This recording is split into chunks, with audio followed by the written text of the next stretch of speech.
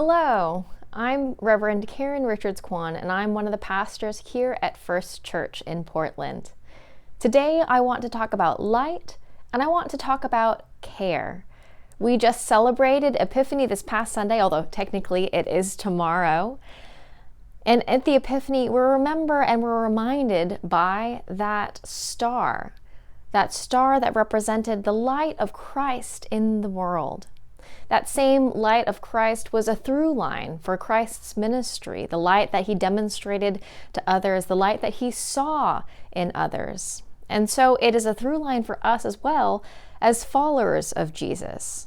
We have the gift and the opportunity to recognize that light in ourselves, to recognize that light in others, and to share the light of Christ with those around us. This sharing, this care that we demonstrate, it's foundational to our ability to be able to do anything that the church does together as a faith community. One very basic and core way that we share light with one another is through the care that we demonstrate with one another and the care that we ourselves accept. So today, I want to talk about how that care happens here within the First Church community. We often think of care in terms of helping our community that's outside First Church, our neighbors, folks who we encounter on the sidewalk, folks who might need shelter, might need food, or need companionship. But we also provide care within the congregation. And it's this care that enables us to then also go out and be present in the world. You may know that this past December, we bid farewell to our pastor of care, Pastor Andy Oliver, and now we're figuring out how to move forward next. In the interim, I'm taking over Pastor Andy's responsibilities, and because we're sort of in this in-between time, I wanted to fill you in on the whole umbrella of care that exists at First Church. Thankfully, it wasn't just Pastor Andy. Even as he was the pastor of care, both Pastor Ethan and I are also deeply involved in pastoral care. It's a part of any pastor's calling. We get to be with people, especially in times of crisis, in times of deep need, or just when they need some support. And that is a real gift for us to be able to be invited into those spaces and to be present with you all as you're going through whatever it is that life has brought you that day or week or year. Alongside the clergy, though, we have an entire team of people. We call them the care team, and they are actually the ones doing the heavy lifting for congregational care at First Church. These are trained congregational care ministers who step into times of prayer, of need, when someone needs support, and who work alongside the clergy. So practically, this works by someone first requesting prayer or requesting support. And you're able to do that through a number of different ways. There's the communication card that we have in worship, where you can fill out a prayer request. You can also always email any of the clergy, any of the staff to let us know that you'd like to request prayer.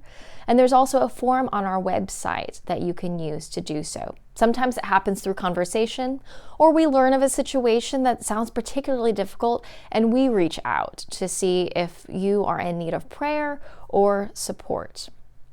Then the congregational care team takes all of those requests, all of those areas of need, and they make sure that someone from the team tries to contact each person or each family that is in need of support that week.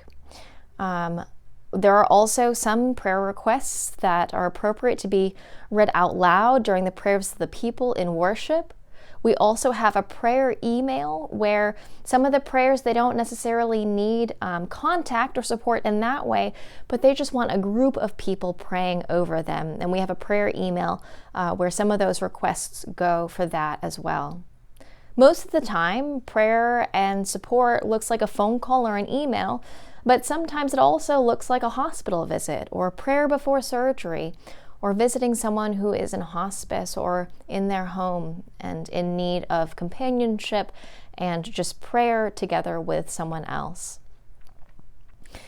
So even though Pastor Andy is no longer serving in that critical role, we're still able to continue the same level of care that we were able to do before because of the help of this fantastic team. If you're interested in serving in that way, it is not for everyone, and there is a pretty rigorous training that you go through, but I'm happy to talk with you and to pray over whether that might be a place where you'd like to serve. Now, moving forward, I do not plan to be in this interim position for very long. Our Staff Parish Relations Committee is actively discerning and wants your feedback. What kind of pastoral care and congregational care do you need in your spiritual life? We'd also love to hear stories of how care has been provided and times when it has been a lifeline for you. In all of these things, we are just so grateful for all of the support and the active feedback and presence of the congregation, particularly as you continue to pray with and for one another, and as you also are vulnerable enough to ask for that prayer, to ask for that support. These things are critical to our life together as a community. If you have any questions about any of these things, there's a really detailed web page on our website just about all of the things that go into congregational care as far as we know. But I am also available to answer any of your questions. You can email me, you can email care@fumcpdx.org, and we'll make sure to connect. Until next time.